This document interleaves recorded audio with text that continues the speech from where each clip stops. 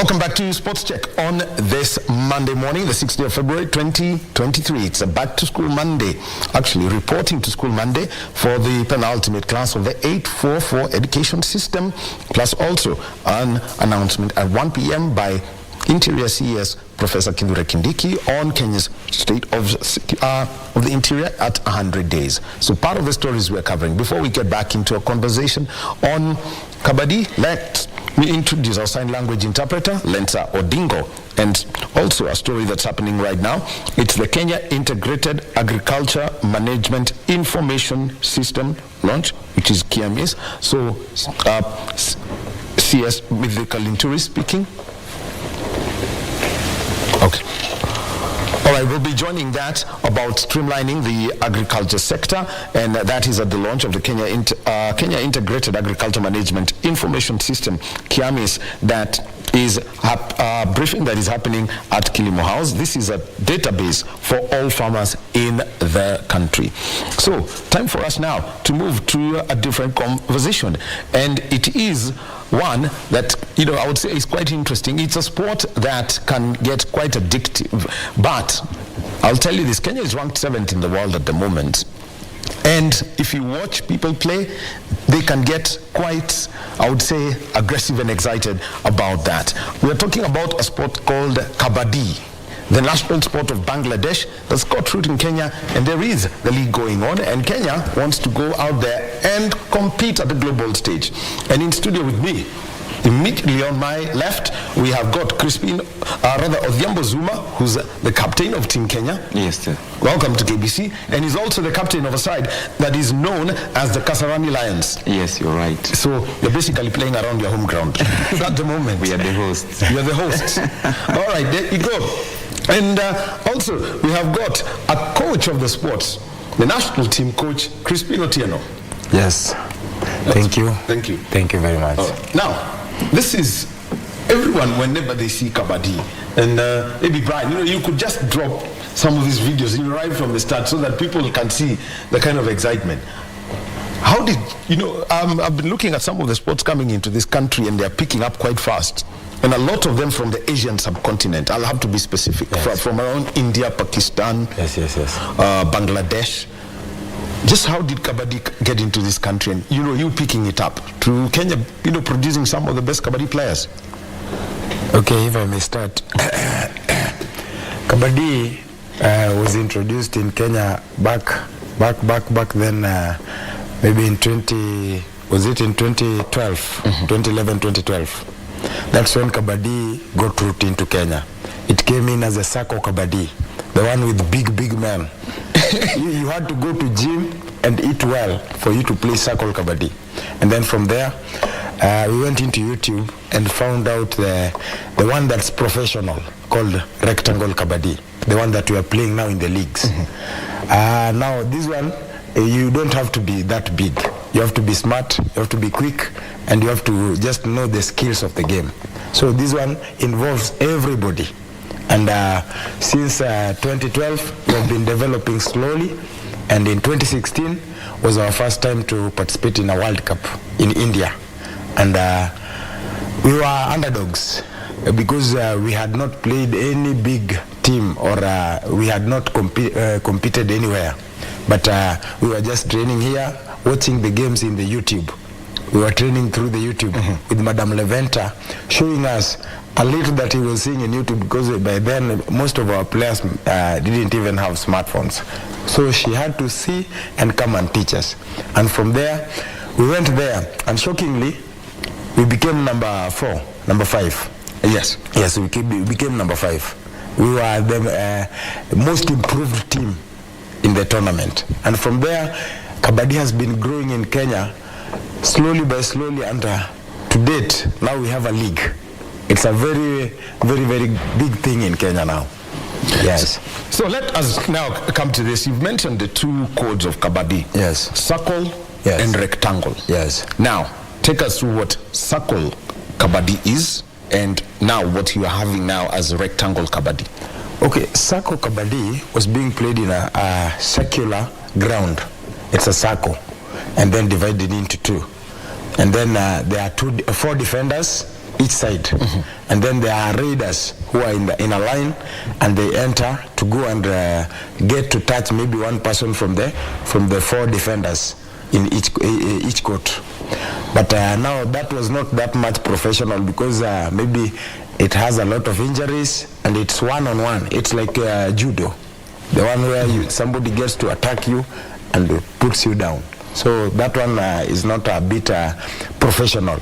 So now when you come to rectangle, it is played in a rectangular ground, measuring 13 by 10. Yes. And then it's divided into 2.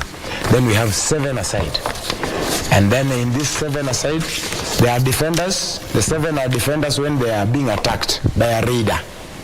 And then when the raider goes to look for a point, he becomes a raider. Okay? So there are raiders and defenders in this. And it is 7 aside. So here it is. I'm a raider, so all I need to go is to go out, tap somebody. Try and touch somebody and come back without being attacked. Anyway, if you just take a look at Kabaddi and see how it works, I know when Kenya, in 2016, when Kenya was playing at the Kabaddi World Cup, they were quarter-finalists. I mean, we were also proud of this, and we wanted to find out, how do we just get into this? Yes. Captain. Yes, sir. Here you are, Zuma. Your story in this sport of Kabaddi. Give it to us. Okay, first of all, I come from a sporting family, which includes soccer, but in soccer side. Like if you see, my dad, Duncan Otieno, has played in the national team for quite a long time, the goalkeeper. Yeah, so Ronaldo Otieno also. So I came from a sporting family, and myself too, I've played for the top flight soccer in Kenya, Mathare United. So the people quite find it funny how I got the transition from soccer and then to the Kabaddi.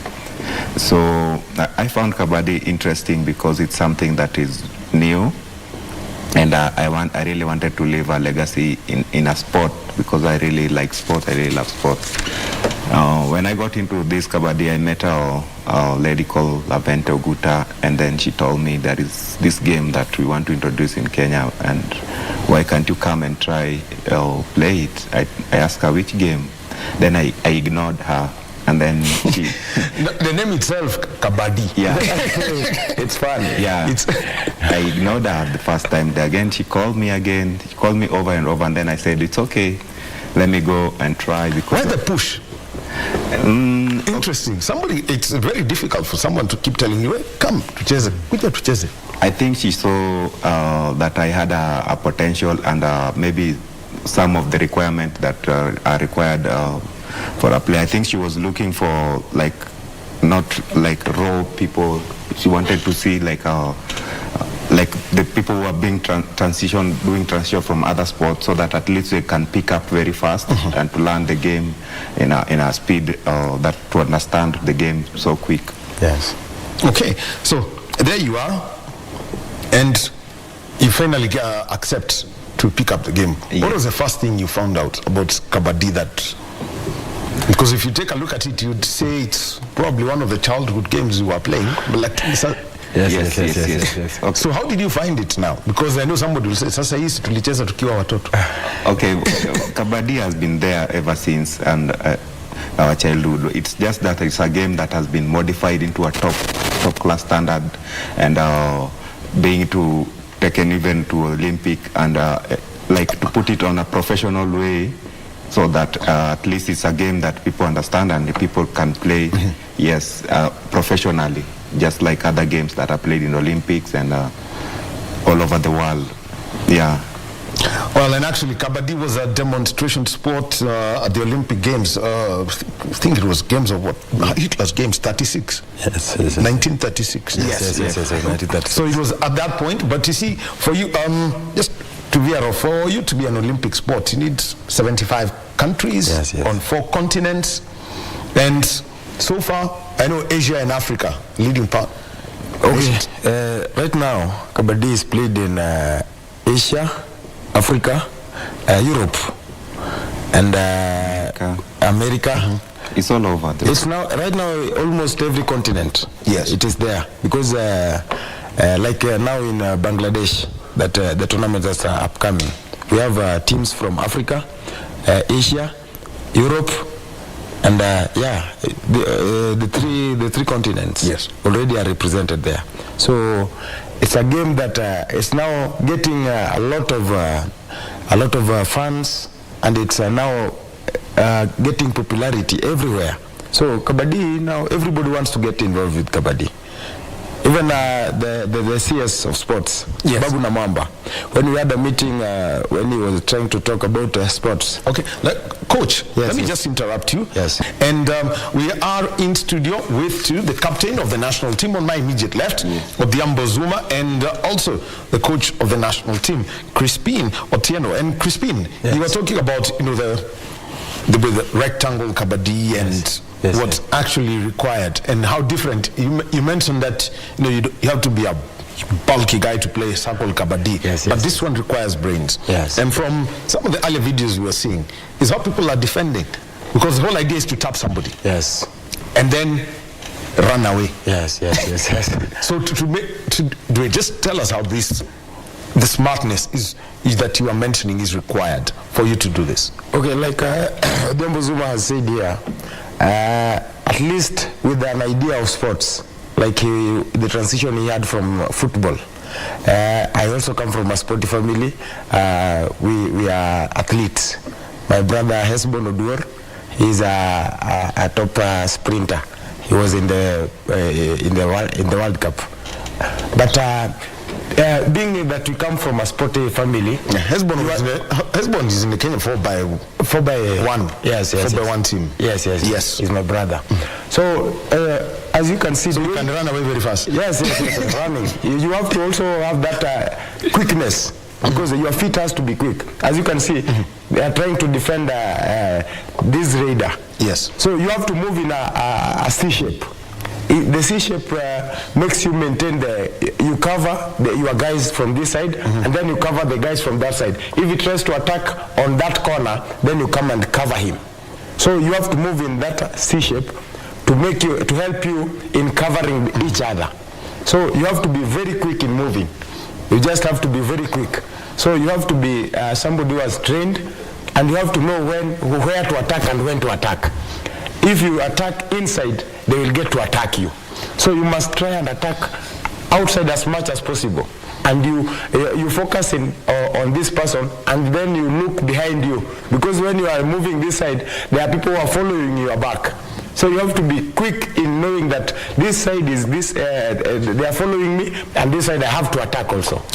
Well, and the pictures you're seeing out there, you can see that was a raid. It wasn't successful. Yes, yes, yes, yes, yes. Ideally, yes. That. So let's, Zuma, yes, let me come to you now, and you tell us about how to get in and out and defend, because when you tackle somebody, like we've just seen, that's a score. Yes, yes, yes. And when you tap somebody and go away, then that's still a score. So just take us through that, as it is. Okay, in the Kabaddi, in the court, as you have seen, it's divided into two. The center line, and then one team is on the other side, another team is on this side. And it's played on seven aside. Yes. And also what you have noticed, it's like a revival game. When you get to touch a player and you manage to go back to the center line, the player that you touch gets out.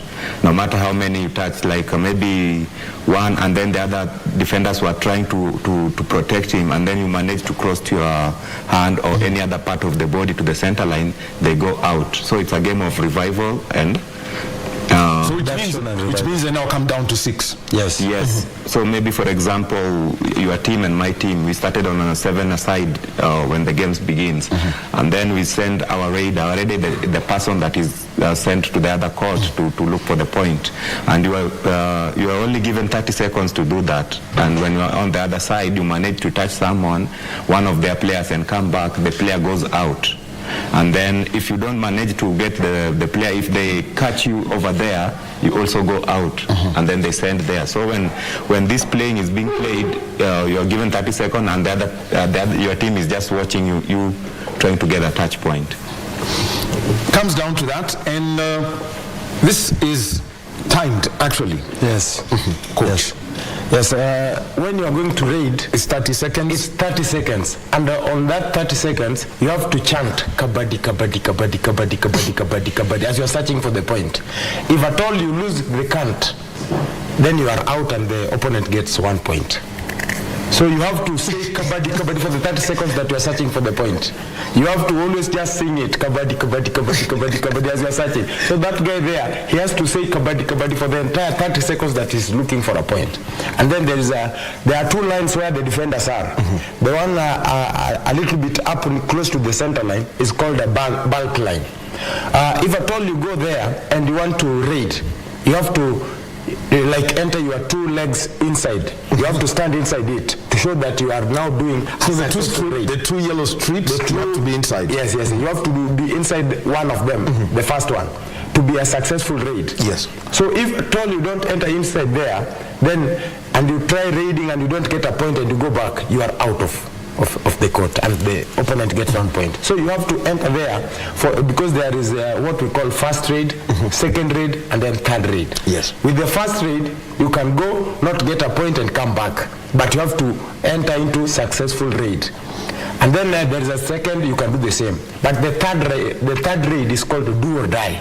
You have to get or you lose. You have to be attacked or you attack them. So the third raid, you have to either get a point, and then there is the second line is called a bonus line. Yes. If at all the defenders are 7 or 6, and you manage to enter your foot inside that line, and you lift the other leg, then it's like you have entered inside there, you get a bonus point. It's called a bonus. So you can either get a touch point or a bonus point. So, and you can also get both of them. You can get a bonus, and maybe even you touch 3 of them, then you get 3 plus bonus. So as many as you touch and you successfully get to the center line, you get all these points. Wow, very interesting. And at the moment, the pictures that you're seeing are from the National Kabaddi League that is going on. Yes. January, February is going to be a very busy time for this. I know you're going to Kasarani after you leave this Yes. at 1 o'clock. Yes. Your experience from the first week of the Kabaddi League, you could tell us about that. Oh, what I can feel the excitement, and I've talked to few players and I've seen the excitement in their eyes, and this has really brought live into this Kabaddi world, and it's a huge step that every player wants to play into this big league, because the previous leagues where we were playing were just at they call the Kabaddi Mtaani, where the league was played into Mtaani, maybe Madare, Githurai, and then out of the places is when they formed several teams and then played and then register into now this one we can say it's a pro league now. It's a top flight of which each and every Kabaddi player wants to play in. Yeah. Actually, you are the captain of the Kasarani Lions. Yes. So how did you get people to put together? Okay. Literally, there was a Kabaddi team, and a Kasarani Kabaddi team. That's where I was picked to play for the national team, because there are always tournaments that are there so that we get the players to play for the national team. And it's also the club that I got into to go to play my professional Kabaddi in India. So yeah, it's a club that has been there, has been formed, and we have players. Yes. And coach, this is what have you seen from the standards? Knowing that Kenya, you are considered the most improved nation at the 2016 World. Now here you are headed to another one. What has been the growth of Team Kenya, if you were just to take a look at them, and the international federation, if they were to rank you at the moment? Okay, what I can say about Kabaddi in Kenya, the growth of the game, I can say it has been successful. To me, according to me, and with the way the players and the president of the game in Kenya has been trying to push everything, I can say to our part, it's a success. Because we have gone to these tournaments, for the first time we went to Taiwan, Chinese Taipei, there we were number 3. With the teams that were there, they were good teams. And we became number 3. That was a silver medal, bronze medal. And then from there, we went to Bangladesh for the first time. And when we were there, it was last year but one. We were there and we became number 2. silver medalist. Behind Bangladesh, the host. Yes. And then last year, we were there again, to Bangladesh. We became number 2 again, silver medalist. So now when we are now headed there once again, we are now not going for silver. Automatically, we are gold contenders. And every team knows that playing Kenya is not a joke. They know that the Kenyans now understand Kabaddi. It's now not an Asian game. It's now a worldwide game. And Africa, we have taken it to a higher notch. It's not now the way it was. Because like in Africa here, Kenya, we have spreaded it to maybe Uganda, to Tanzania, and we are making it the game big in the continent. So it's not a small thing. And here in our country, as I was telling you, the CS told us that he is going to support Kabaddi fully because he played this game in Mumbai when he was studying there. So he told us that he will support us. And I know that the CS is a man who does what he says. I know he will come up and support us as much as he can. So the league is now making it easy for us to choose good players to go and represent our country. You know, as we were playing Kabaddi Mtaani, it was not that professional. So maybe you could choose somebody who maybe is not to the higher point where he can do the best. But now this league is helping us to get the best, some of the best. And as you are seeing, the league is going on. We have best raiders. They are good raiders and they are good defenders. So it's easy to pick. Oh, now, I'll be coming to you about that. Yes. And let's mention something. And Coach, and I want to talk about the playing surface. Yes. And the equipment, because just taking a look at it, the correct surface has to be soft because of the tackling that happens. What's required for someone to play? And we don't have many of these surfaces in Kenya. Okay, a Kabaddi court is made with the mat. They are called mat. And in Kenya, we don't have much of them. These were imported from India. And it's an International Kabaddi Federation who just saw that since our country improved so much in 2016, they saw it better to help us move them from India to Kenya. Our Madam President Lavento Guta tried so much because we were just playing on the grass. When we were going to the World Cup, we were playing on the grass and hard surface. Almost players like Zuma, they had injuries everywhere because they were trying to be good players, and you have to dive. And when you are diving in a surface that's not smooth, you will get injuries. Yeah, grass bands all over. Grass bands, knee bands, everywhere.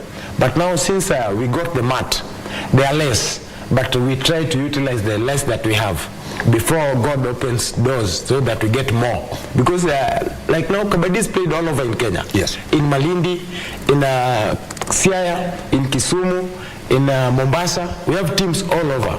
But with this league, we will get now to get more, maybe with the support of the CS and the Ministry of Sports, to get more of them so that at least each county will have one of the playing mats to get to host different tournaments and even different leagues, county leagues.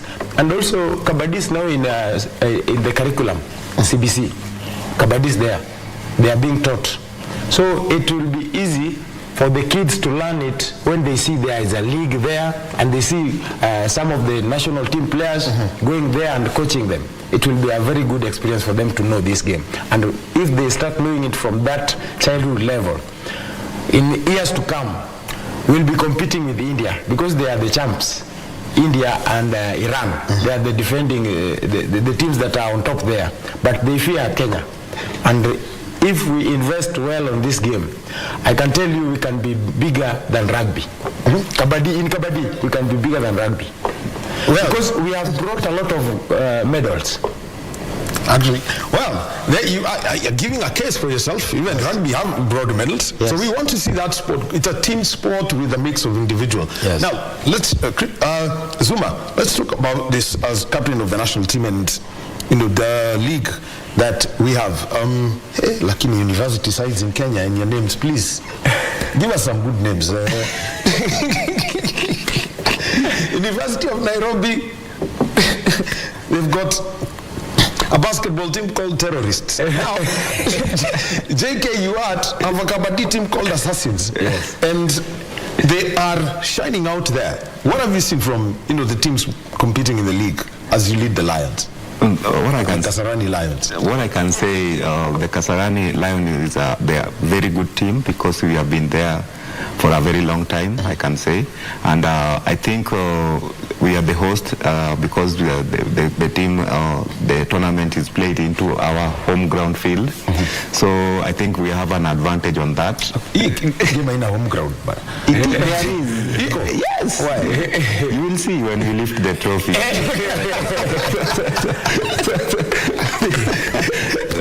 I can say for now, personally, me, I'm quite confident with most of the players, even not in my team, with all other teams. I can say that Kenya has a bright future ahead. Mostly, you can see the league is going on, and we have a championship World Cup qualification just few weeks ahead. Yes. So I think it will give coach an easy time to select a few players out of the league.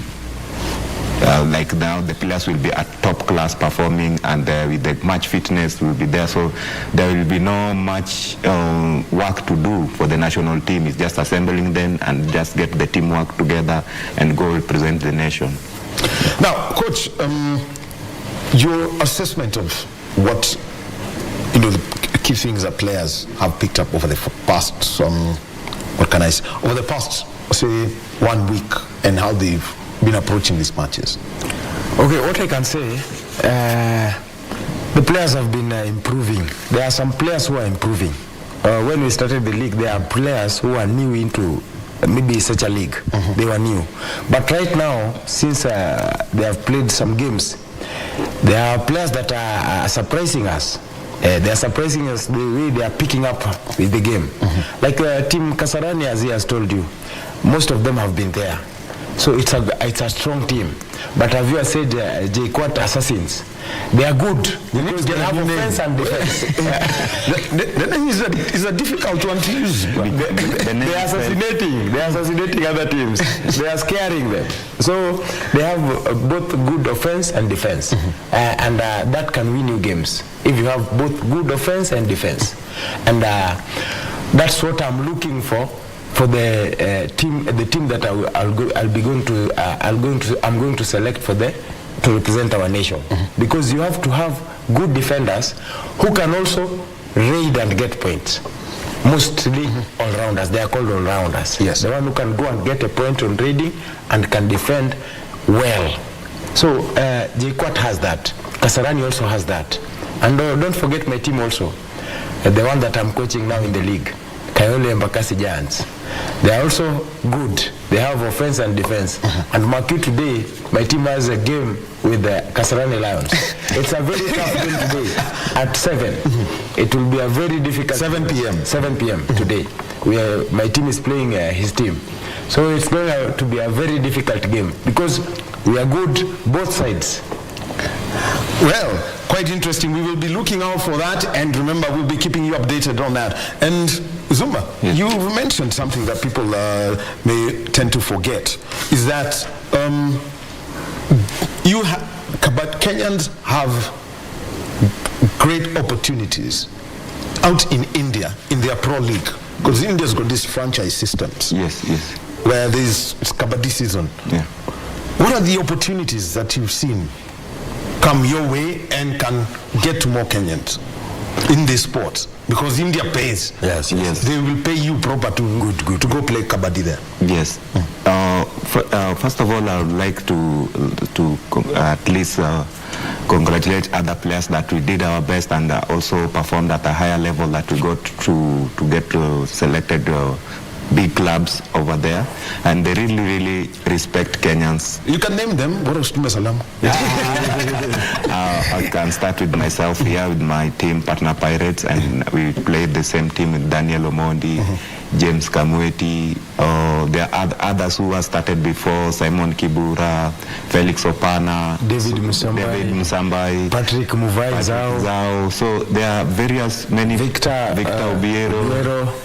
So as you can see, to be selected on a top league in the world, like for example in soccer, if you play in England, you feel like you are doing it. So when you play in India, they really put so much investment into the game.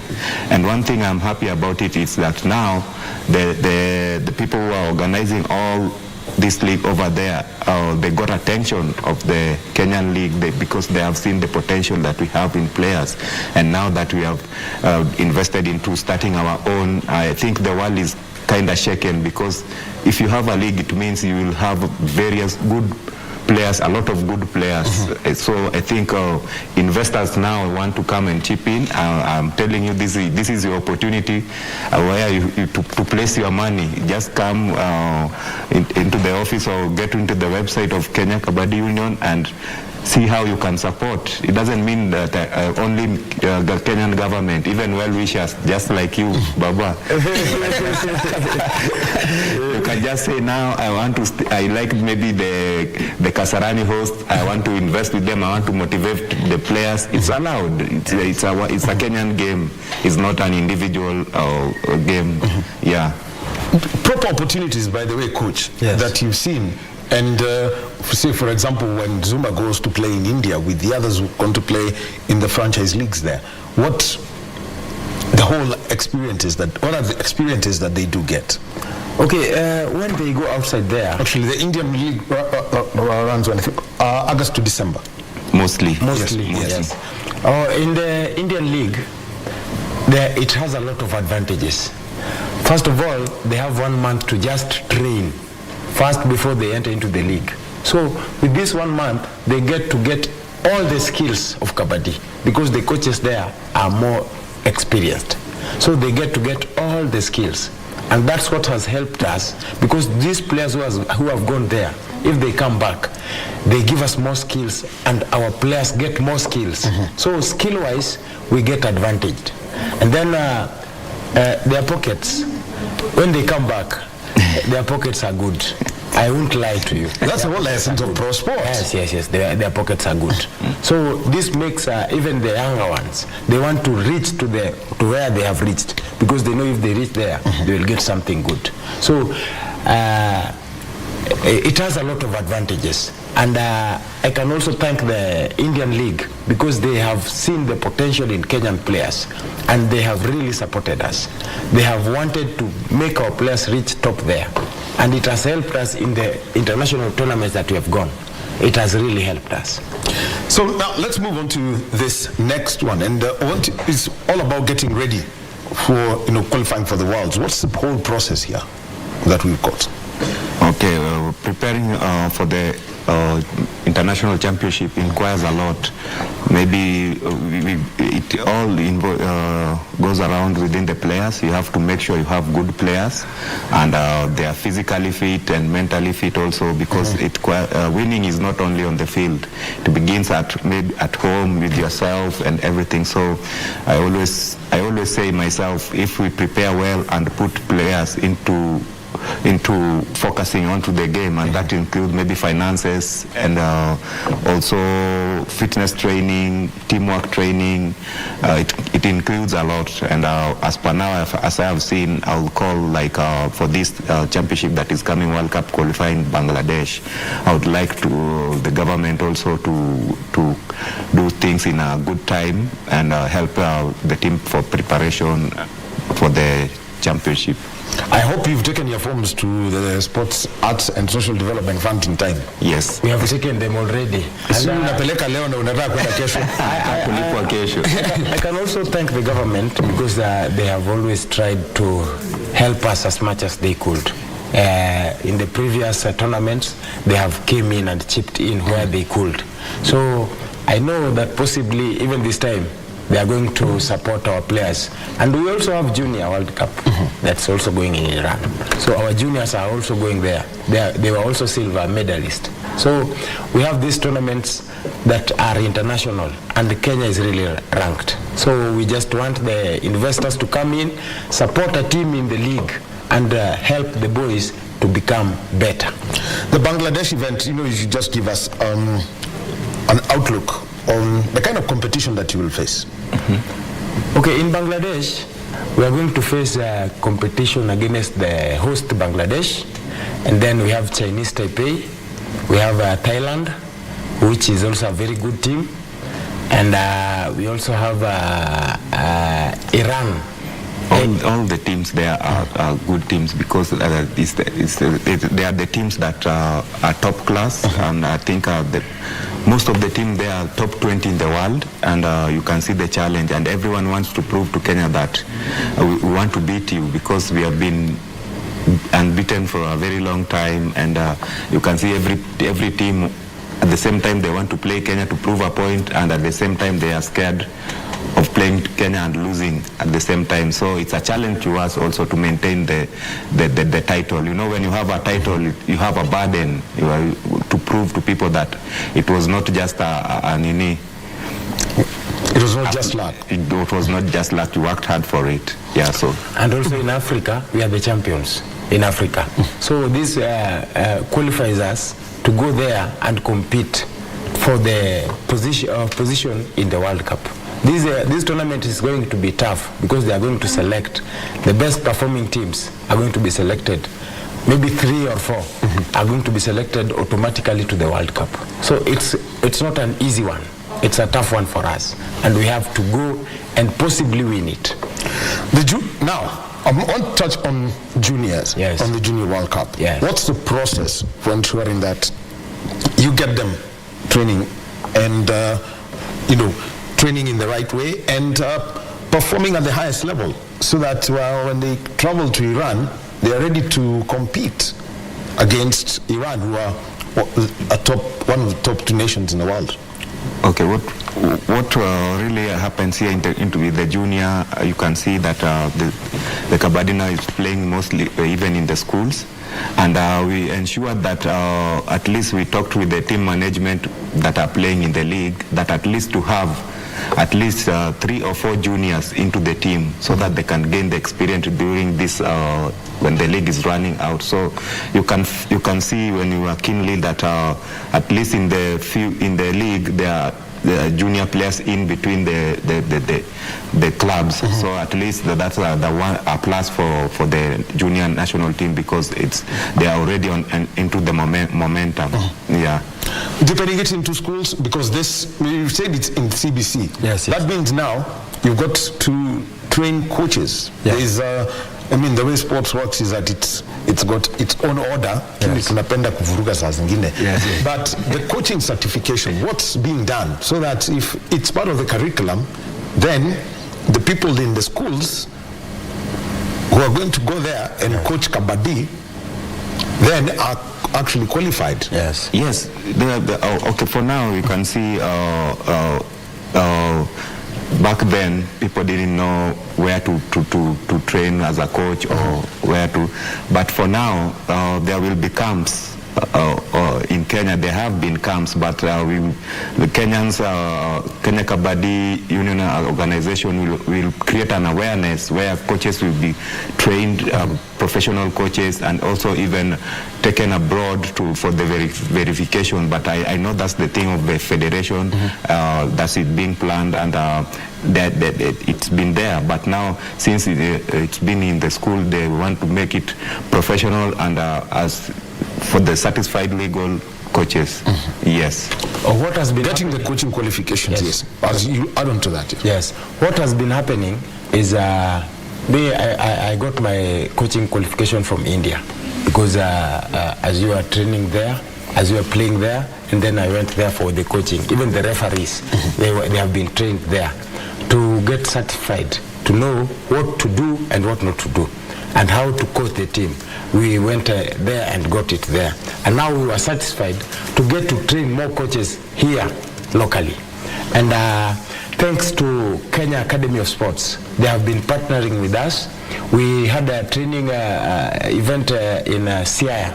That's where they first organized it, when they were organizing for even coaching and refereeing for football. It was done there, and Kabaddi was also included there. And there we trained more coaches and more referees. And even we got to make a team there. So there was another one that CAS organized with the Kenya Kabaddi, Kenya Academy of Kenya Kabaddi Union, also here in Kasarani. And we trained some there, and they are qualified. But that's why we have in the leagues, we have different coaches. The ones who have been coached, trained, and they are qualified. And then we have also another one that was organized in Malindi. There also, that's why I'm telling you that we have different teams all over Kenya, different counties. We have them because there have been that training. You can't be a coach and you don't know what to coach. We have been coaching them, we have trained them, and they know what to do. We have referees all over, and the game is growing, and I'm happy for that. Now, one of the marks of a growing nation when it comes to any sport is when you have your match officials being called up to international events. Yes. So let's talk about how you get, the match officials and things that they must know. What are they looking out for in a game, for example, that we have here? Like in a game of Kabaddi, an official referee, first he has to know how to get the points, how the points are being got. He has to know where the players have to play on, and the players should not go out of the court. Like you see, that ground is marked red, and then there's a blue around it. Yes. The blue, if a player gets to touch the blue without any contact, then the player is out. The referee will bring him out. So the officials have to know all these rules of the game.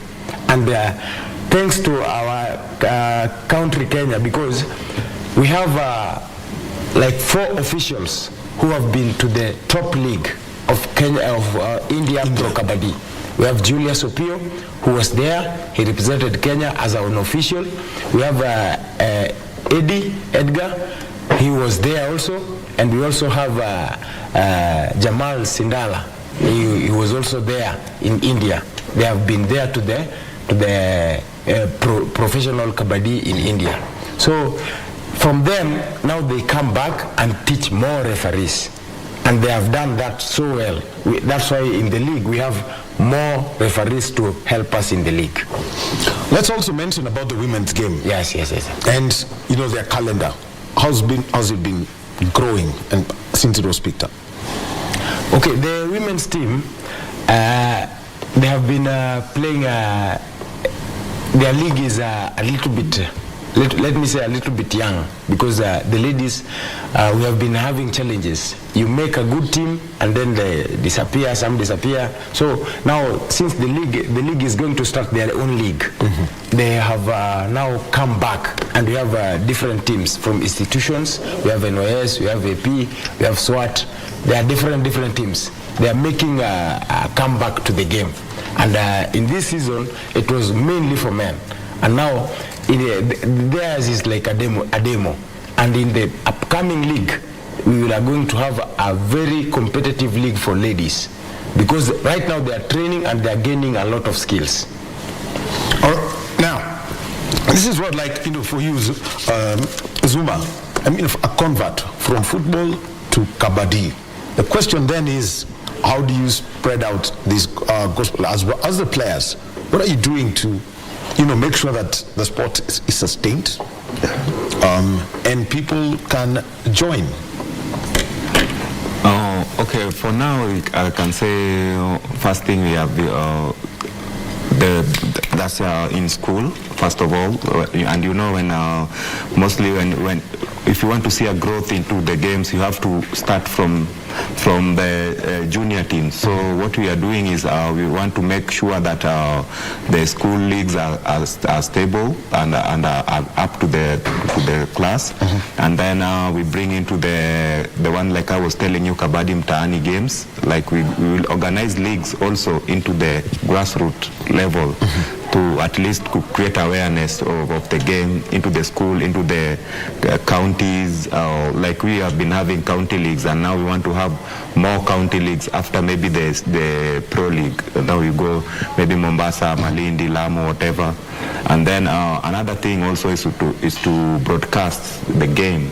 If we get like maybe our father channel KBC to broadcast some of the game, we'll be happy. At least it creates awareness through you people, because you reach a lot of people with this, and we give thanks a lot inviting us, because this is also spreading the game. Karibuni, asante. This is also spreading the game. You are part of this journey, so we urge at least people, other more media houses to also be part of it. So you have set example already, so yeah, I'm happy about that. So, and then also online platforms. Also now the world is digital. You can also check maybe Kenya Kabaddi Union fan page, Instagram Kenya Kabaddi Union, Facebook Kenya Kabaddi Union, and also the website to be updated on what's going on, the league and everything. Yeah. The other one that I want to talk about is, I've looked at this, the sports that, a sport like this is, how then do you help people who are the grassroots? We know it's a known challenge. Indoor facilities in Kenya are few. Yes. It's not everywhere you get a kind of hall that would be used even for international events. I mean, you can think of where you'd go place your mats. How are you trying to, like, you mentioned earlier, playing on grass or other loose surface, or what we call out there, grau. Yes. Grau. In local language, grau. Yes. At some of these grounds that are out there, what are you doing to help, make it safe for people who are training where they don't have indoor facilities? Okay, Kabaddi, originally, even in India, it is played it was being played in a surface where there is like a dust, kovumbi too, they play it there. And it's basically ground. Yes. If you have more skills, you will know how to tackle and how not to tackle to get injuries. And that's what we have been doing even in Kabaddi Mtaani. We have been teaching our players how to play safe, not to get injury. Yes, that's what we have been teaching them. It's only difficult when, like I was telling you, when we were playing with Zuma, we were learning them. So we are just making tackle. Now it's like you have been told Kabaddi to tackle. You just want to tackle anyhow. But if you have skills, now this is how to tackle and this is how not to tackle. And that's what we have been doing, teaching our teams in Mtaani. And in Mtaani, it's just played in a grass. And it's very entertaining. In fact, our Kabaddi Mtaani was very successful because many fans were coming. Many people the ground was full all over. People are coming and they want to join. Some want to join, some want to get involved with the game. So it was really successful. Yes, and you know what? Whenever they are playing this sport, the one thing that they say is you have to keep saying what? Kabaddi. So you can imagine why wouldn't I go and watch that? Because full-grown adults just going there shouting one word. Yes, I've recruited you already in Kasarani Lions.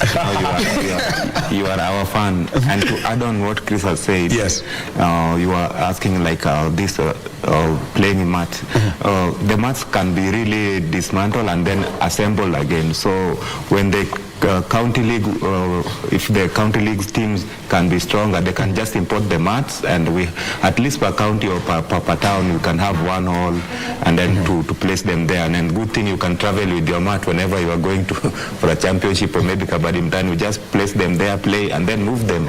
So I think when you have enough mats, it's easier to play Kabaddi. You can play anywhere, even in the studio. Just place your mat and play. Yes. And then when you finish, you leave with your mat. We don't have a studio that is large enough for Kabaddi to be played. But already the excitement is there. So thank you very, very much, Crispine Odhiambo Zuma. Thank you very much. He's captain of the national men's team and also of the Kasarani Lions. He's the coach of the national team and Kayole Embakasi Giants. Yes. And by the way, at 7 p.m. At the moment they're smiling together. 7 p.m. Tonight in the league, these people they're just going to turn into rivals as they shout Kabaddi, Kabaddi, Kabaddi, Kabaddi for 30 seconds. Yes. So it's been quite interesting. All the best to you. Asante. I hope to see. You'll have the conversation before you travel to Bangladesh with the national team that you'll have picked up. Yes. So that we see, can Kenya now upset India and Iran? Yes. And Bangladesh. Yes. Thank you very much. Thank you very much for hosting us. Thank you very much. So, thank you. Well, it's been a pleasure being with you in the last 2 hours. Thanks to Govir Babra, clerk of the course WRC Safari Rally, telling us about this year's main event, the ARC, the Safari, and also the regulations about making it affordable to join, to be part of the Kenya National Rally Championship, and also to gentlemen here doing Kabaddi, and for everyone who helped put this together. I want to say thank you very much. Our sign language interpreter within this hour has been Lensa Odingo. My name is Daniel Wahome. Coming up next, Sarafina Robi on Kurunzi Mashinani and our interview program, Tamrini. Have a good afternoon.